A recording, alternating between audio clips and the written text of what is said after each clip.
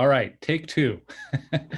Hi, everybody. I'm Councillor Glenn Gower, and welcome to our information meeting today about 54 Springbrook, the Zoning Bylaw Amendment proposal. I brought up this map here to start with because I wanted to situate what we're talking about. 54 Springbrook is the municipal address for the golf course in its entirety. The piece of land that's being proposed for rezoning is along Trailway Circle, about where Snowy Owl meets Trailway Circle. So you can see there's a space along the north side of Trailway between the existing homes, and that's where the piece of land is that is being proposed for rezoning. So today's meeting is to give a brief overview of what the project is about and why the rezoning is required, and also to answer some questions from people who are here on the call and a few questions that we've received by email as well. I want to do some quick introductions as to who is on the call. Maybe what I'll do is I'll name each of you and let you introduce yourselves and your role. Let's start with Bernie. Bernie Ash, if you could give an introduction. Thank you, Councillor. Good morning, everyone. I live on Eagle Rock Way, one of the adjoining streets. I am a member of the board of AVRA, Amberwood Village Recreation Association, the owner of the property. All right, welcome, Bernie. Jack Sterling. Good morning, everyone. My name is Jack Sterling. I am an independent planning and development consultant. I've had a range of experiences in the Ottawa area going back to the early 70s, including the initial planning and development of the Amberwood community. And I have been working with AVRA and Bernie on this project. All right, welcome, Jack. And Kathy Rigas is also on screen from the city's planning department. Kathy, can you introduce yourself and your role? Hey, good morning, everybody. My name is Kathy Rigas. I'm the city planner who works in the Development Review West team. So I'm the planner who is assigned to handle this rezoning. And there's also what's called a part lot control application, which is the process that actually creates the lots. So I'm the planner assigned to this. I'm the one who has sent out the summary that was mailed out to residents and the community association. Okay, thank you, Kathy, and welcome. There's someone else who's behind the scenes. Veronique from my team is watching our chat and our Q&A and monitoring those sections of Zoom. So if you have a question today about this proposal, the best thing to do is to use the Q&A panel on Zoom. And once we've gone through a quick overview from Jack, we'll go into Q&A and answer as many questions as we can during the hour that we have today. You can also use chat, but really best to use the Q&A. It's a little easier to manage questions coming in. Okay, well, without any further ado, I will pass things over to Jack Sterling for an overview of this zoning bylaw amendment. Jack. Good morning again, and thank you for the opportunity to discuss this project with the community. It's a very exciting project. I was approached by AVRA about 18 months ago following my involvement with the city and the Stonebridge community on their golf course and the working with the relationship with Mattamy and the Stonebridge Community Association. AVRA invited me to a discussion regarding their situation and issues that they were facing and sought my advice as to how matters could proceed or things could be done to solve some of their situations. I learned in those discussions the concept of the lots in this area has been something that's been on AVRA's plate for a number of years as a possible revenue source to assist them in some of their revenue needs. And we discussed it for probably 6 months before finally deciding to proceed on that basis. So we filed with the City of Ottawa the requisite applications. We have to file a rezoning application. Obviously, the lands are zoned currently open space, owned by AVRA, but zoned in an open space zone related to the golf course.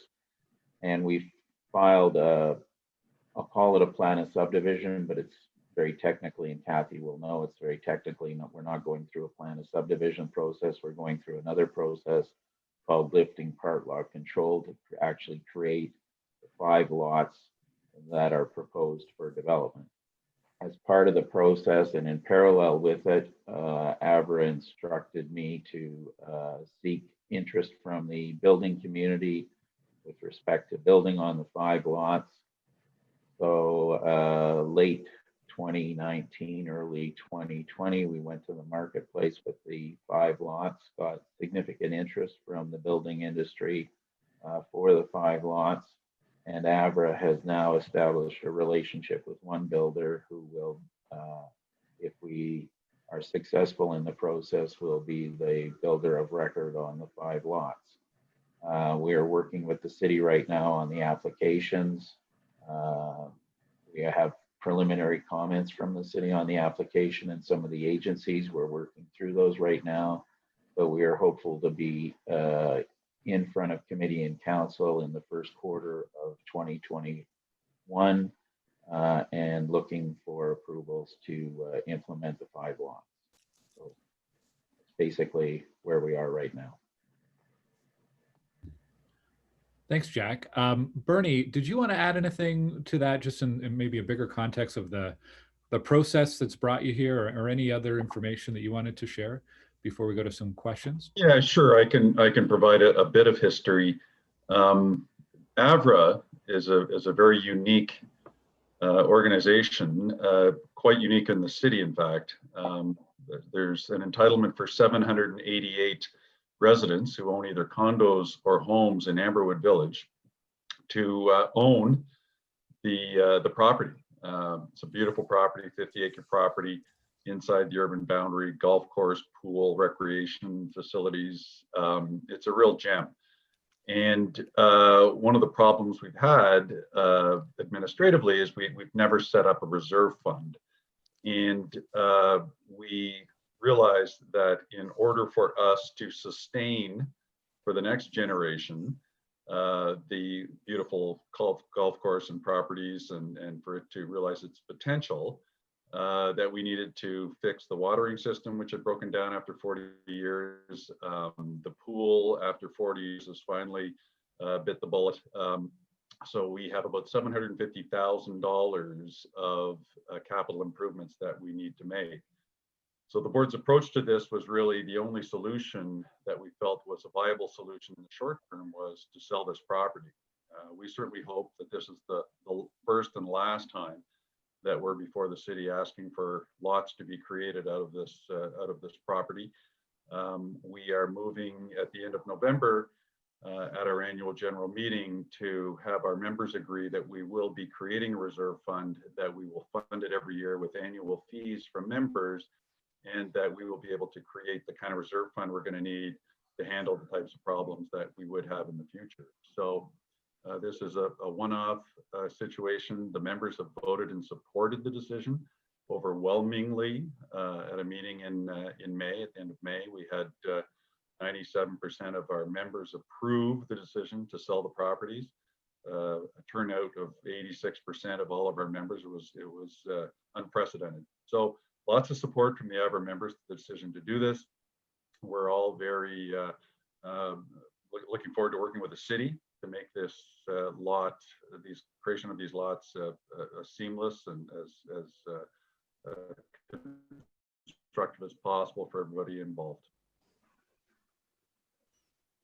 Okay, thanks, Bernie. So just a reminder, if anyone on the call has a question, you can use the Q&A panel to type in your question, and we'll get to as many as we can here. I want to start with some questions we received prior to the meeting by email. One question was about green space. There's certainly the golf course there and some trees on the existing lot. What is the plan for preservation of green space as part of this redevelopment? Not sure if Jack or Bernie wants to answer that one. So the east side of the property, the east side of the property, I get my directions a little mixed up there, but the east side of the property, there is an easement to the City of Ottawa for a storm pipe that is in the ground there. The 5 lots that are being created do not touch the easement lands. The easement lands will stay in the ownership of Avra, and will continue to be maintained in the state they're in. The preliminary grading and drainage plans we are working on in concert with the builder do not have any of the building envelope or any building grading activity going on to those easement lands. So basically they will stay in their current state. Okay, thank you. Second question coming in from email was, will there be a contact with the AVRA to take any resident concerns about impact from construction? Who will be the Amberwood community liaison for any complaints or concerns during the construction process? Bernie?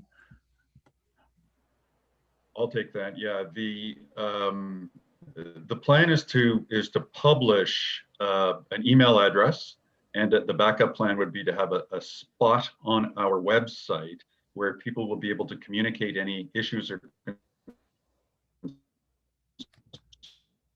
concern. The email address and the website will be monitored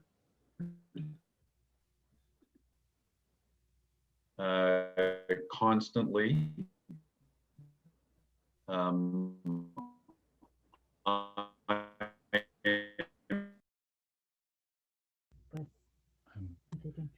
I'm back. I just got, my internet just got disconnected there. I apologize for that, but I'm back now. I did catch just about all of your answer, I think, though, Bernie, around the email address and the contact point from the AVRA. So thank you. I hope this doesn't happen again, but this is always a risk when you're on Zoom for these public meetings. The third email question we had was, if blasting is required for this development, what liability does the builder have for any damages to the surrounding homes? I'll take that. We have, as part of our submission of the City of Ottawa for the zoning application, we've undertaken geotechnical analysis of the site, and the results of that indicate that we will not encounter rock in the construction of the units and the foundations, so there will not be blasting on the site. If there is any rock found, it will be of such a small amount that if it is impinging on the foundations, it will be whole rammed out. There will be no blasting done on the site. Okay, thank you, Jack. Another construction question. During construction, will construction processes require that traffic needs to be affected or diverted along Trailway? We don't anticipate that. Construction traffic should be relatively limited to initially the work associated with excavating the foundations, and then just construction traffic building the houses. It shouldn't be of a level of or an amount that warrants anything with respect to detours or anything like that. Okay, thank you, Jack. There's one other question. I'm just trying to get it up on the screen here. We're moving it from the chat to another. We're seeing questions coming in from a few sources here. I know one question that I'll ask. Is there any, we're close to the Carp River. Are there any considerations around any approvals through Mississippi Valley Conservation Authority as part of this particular redevelopment? We are working with the Mississippi Valley and the city. There is a small portion of the rear of some of the lots are technically within the floodplain, as is the entire golf course, parts of the golf course. So we actually met with Mississippi Valley on Tuesday of this week to detail out how we will implement a cut and fill procedure that will address that. So we're working on that basis and in consultation with Mississippi Valley. Okay, okay. A question coming in through the chat. So I think this is best answered by Bernie. I'll read this out. It's a bit of a long question. It's about, I guess, the membership of AVRA, about how many members are part of, can you confirm how many members are part of AVRA compared to the number of residents in Amberwood? The decision to move forward was voted on by the AVRA. But so this is someone who lives in Amberwood, but not a member of the AVRA, and asking about, is there the right representation? Do we have a full voice from the community? And are there any other solutions that you examined to find a solution to the financial issues? So in terms of numbers, there are 788 properties, either homes or condos, that are eligible to be members or owners of AVRA. We have 425 members. So there are close to 400 people that live in our community that are not members of AVRA. Certainly our objective is to have all of those people ultimately as members of AVRA. It's just a logistic situation that we continue to strive to grow our membership. Whether we have the voice of the community, we're speaking as owners. So it was the 425 owners of that property that made the decision to proceed with the sale of the assets. As a homeowner who is not a member of that ownership group, I guess this is the process to make their voices heard if they disagree with the decision that we've made as owners of the property.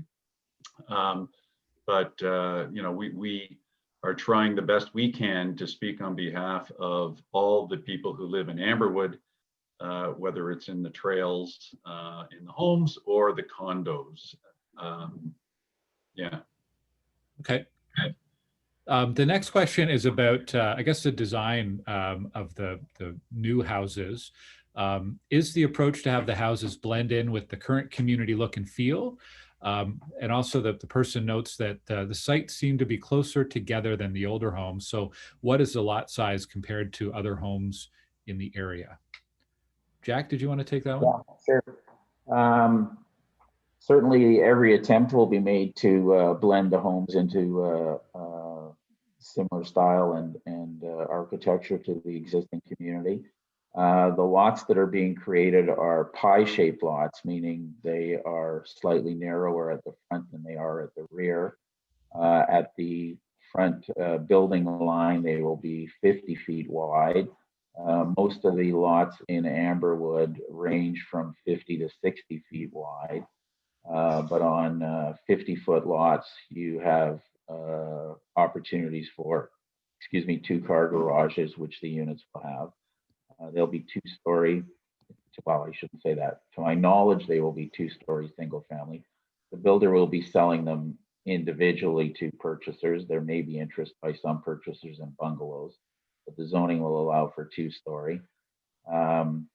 There were limited, my understanding is there were limited architectural controls in place when the trails were done. We would certainly be looking at those. And as they say, the architecture and the style will reflect the community.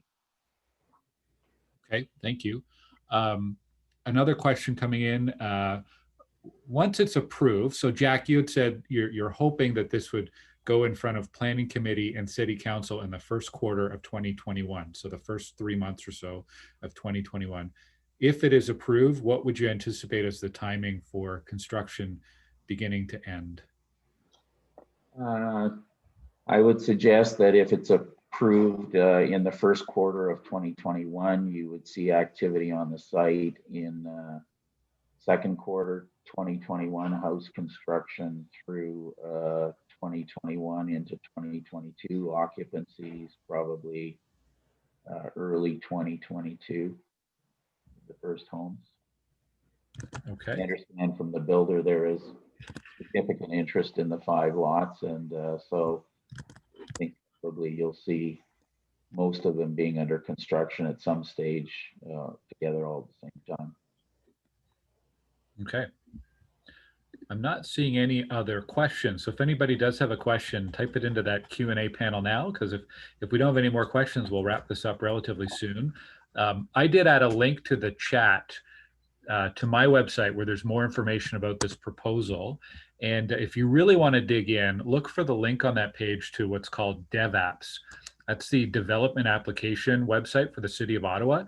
And any new planning development, whether it's a zoning bylaw amendment or whether it's a plan of subdivision for a larger neighborhood or community, there's detailed studies and information that are posted there. So for this one, you can go on the Dev App site and you can see the planning rationale, which is a document outlining why this project would be in line with the city's official plan and provincial rules. There's all sorts of things, an environmental site assessment, geotechnical assessments, servicing and water briefs, all sorts of information for people who want to dig in on that.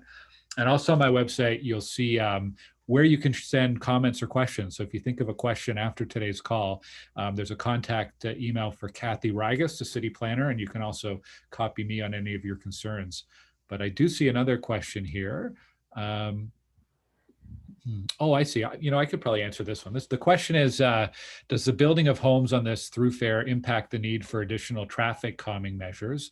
For example, there's a new stop sign at Eagle Rock, but there could be a need for more. So this is 5 homes, so I don't think it's going to create a large amount of additional traffic in terms of the number of vehicles. But I know this community in particular, we've been looking for ways that we can slow down some of the speeds, particularly on Springbrook. A lot of brand new neighborhoods, when they're being built in the City of Ottawa, new subdivisions, are now being designed to have vehicle speeds of 30 kilometers an hour. And in this part of Amberwood, the roads were really designed for 40 and even 50 kilometers an hour. I think most residents would agree a car going 50 kilometers an hour down Springbrook past the golf course or past Paul Lindsay Park is going at a really high speed. So there have been pedestrian crosswalks added. We've added some radar speed boards. We've also added some flex stakes, but we're continuing to look for ways to make sure that vehicle speeds are safe. And if any residents have suggestions or specific areas that they think need addressed, you can send me an email on that. But probably in the next year or two, we'll see some more of the flex stakes going up along Springbrook in particular.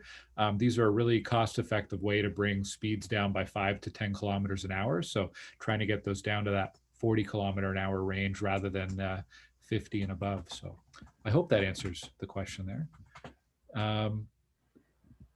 A question, not sure who'd be best to answer this, but the question is, what hurdles are left to finalize the approval and get the deal done so that the funds go to the AVRA and the buildings can commence? So what's the approval process going forward, and what are some of the potential roadblocks? It's probably a good way to ask it.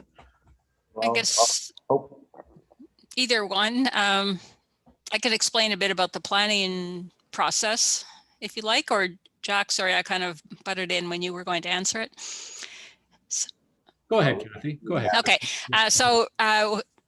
the application that we are dealing with now is what's called a rezoning application, and that's where zoning controls the use of a property. So the entire golf course is zoned parks and open space.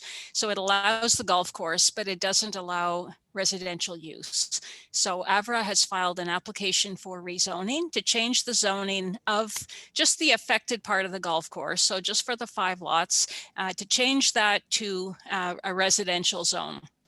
And the zone they've asked for is the same as what applies to the rest of the Amberwood community, with some minor exceptions. So it would be what's called R1H, and there were a few minor tweaks. For example, lot width would be 17 meters minimum lot width instead of 18. But most of the provisions will be exactly the same as the rest of the community. So right now that application is in progress. Anyone who lives within 120 meters of anywhere on the golf course did receive a package with what's called an application summary. So people have been emailing me with comments, and at the same time, it gets circulated to different city departments and technical agencies, such as our engineers, the transportation people, the Mississippi Valley Conservation Authority, Enbridge, Hydro, Rogers. Altogether, there's about 50 agencies that receive notice. So they all have 4 weeks to comment. So that 4-week period ended very recently. So I'm still waiting for some of the comments to come to me.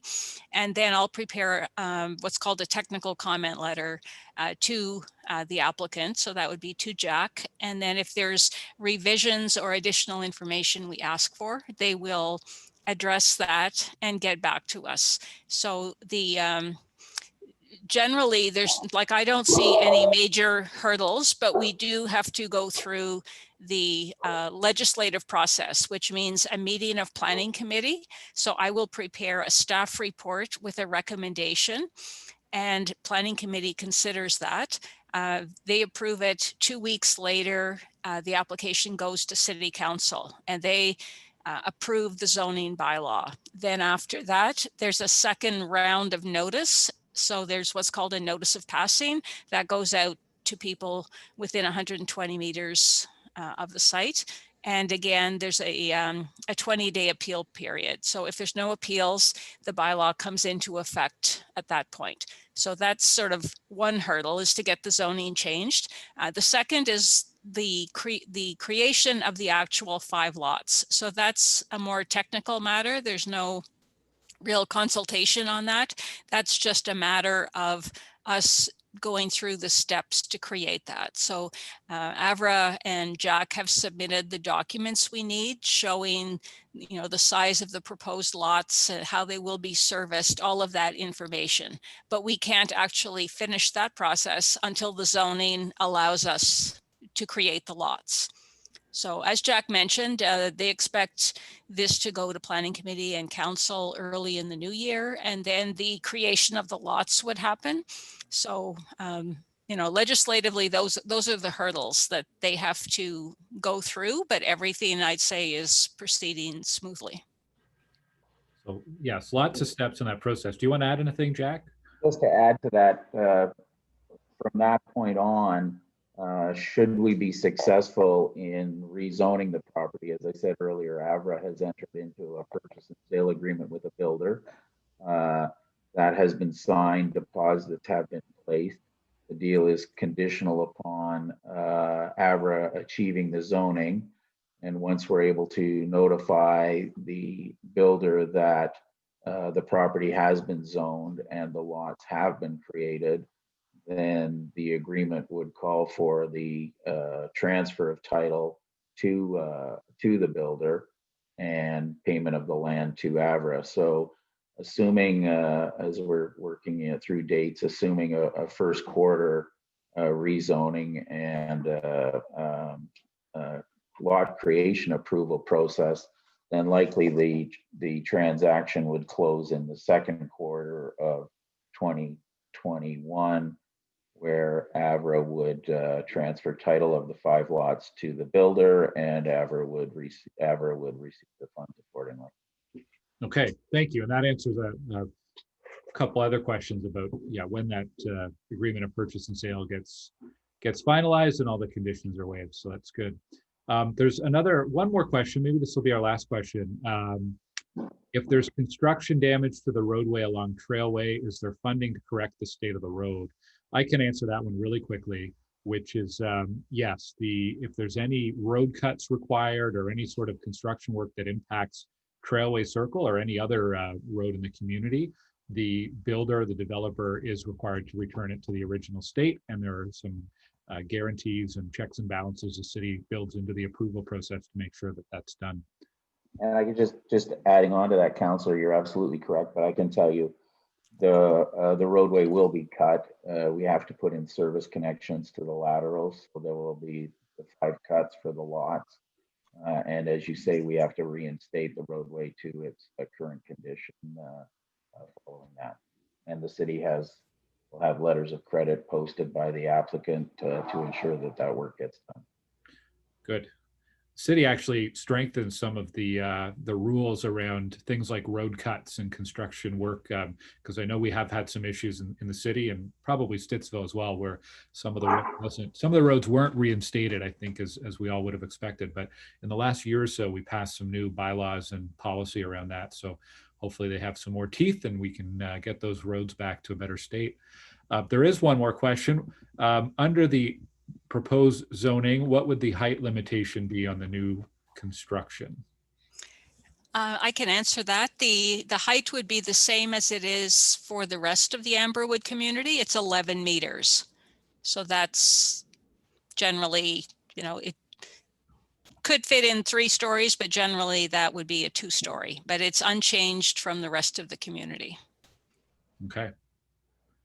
Well, I'm not seeing any other questions. I think we can wrap it up there. If anyone listening in now or when we post this to YouTube later has a question or any feedback you want to share, you can email me at glenn.gower@ottawa.ca. You can also go to my website and you can get information on how to contact Kathy Rigas by phone or email with any questions or concerns, and we'll try to get those answered. But I want to thank Jack and Bernie and Kathy for sharing your information and answering questions from residents today. Thank you very much. Also, Veronique and Amélie from my team who've helped to set up today's webinar and moderate some of the questions coming in. But most of all, thank you to all of the residents in Amberwood and beyond who took some time out of your day today to come and participate in this. We see across any city, across any community, the communities that tend to be the healthiest communities and the ones that end up with the best developments are when people get involved in the process and take the time to learn about what's happening and share your questions and share your point of view. So thank you everybody for attending today. And with that, we'll wrap it up. Take care, everybody.